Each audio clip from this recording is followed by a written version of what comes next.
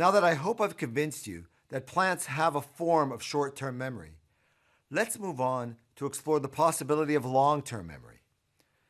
Not the memory of seconds or even hours, but days, weeks, even months. Before I describe some experiments that demonstrate long-term memory in plants, I want to introduce another concept in plant biology that will be necessary for us to understand these experiments. This is a concept called apical dominance. This is a concept that is intuitively known by the gardeners among you, and releasing apical dominance is the basis of pruning. At the tip of a plant is the apical meristem, as we've learned in previous lectures. We can also call this the apical bud, and it's from here that all the new plant tissues grow. At the base of each leaf going down the stem, there's also lateral buds. Now, these lateral buds that are closest to the top don't grow, they're inhibited. But further down the stem, some of the lateral buds have started to develop, and these will form branches.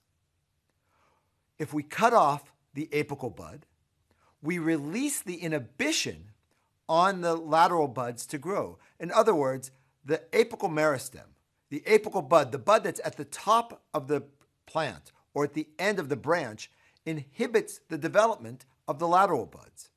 When we cut it off, then the lateral buds immediately start growing. And this is what you see when you prune a plant. When we prune a plant, we get bushiness because more lateral buds, more lateral branches have started to grow. So now that we've understood apical dominance, I want to describe a few rather obscure experiments.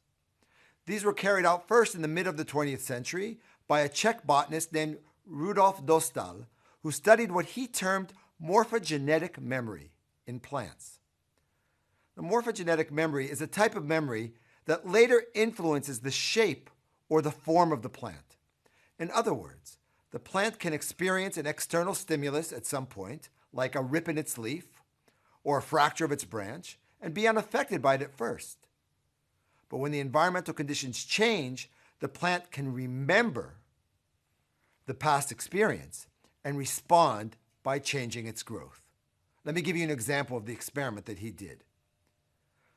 So under normal conditions, with apical dominance, if the apical bud is pruned off, both lateral buds will grow evenly.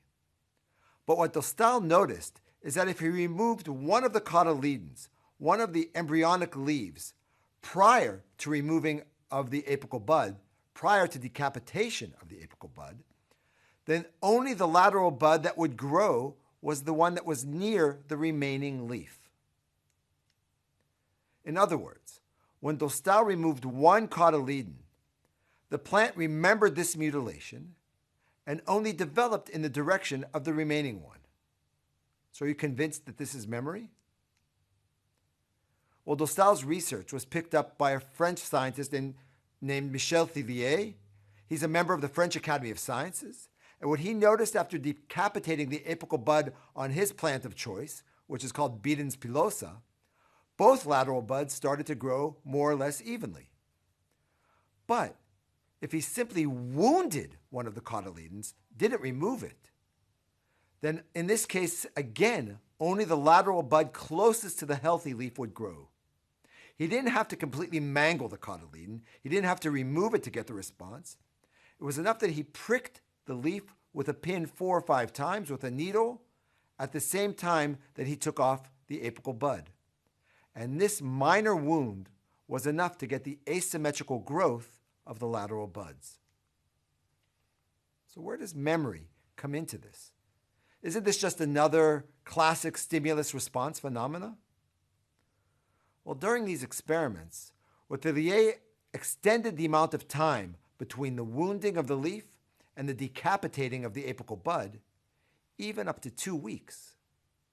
And lo and behold, the lateral bud furthest from the pricked cotyledon would grow out, and not both lateral buds.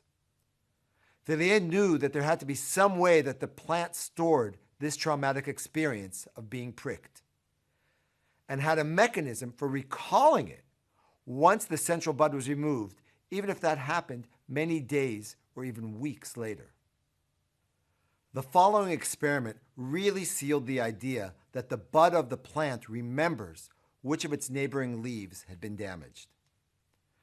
This time, Thélier stabbed one of the cotyledons as he did before, but then he removed both cotyledons, the stabbed one and the untreated, several minutes later, and then only then did he remove the apical meristem. He found that the plant retained the memory of the stabbing. Once the apical bud was removed, the lateral bud opposite the original wounded cotyledon, that means the lateral bud next to the untreated cotyledon, grew more than the one on the other side, the one that was next to the stabbed cotyledon. So the jury, though, is still out on how this information is stored in the apical bud, but one promising option is that the signal is somehow connected to the phytohormone auxin.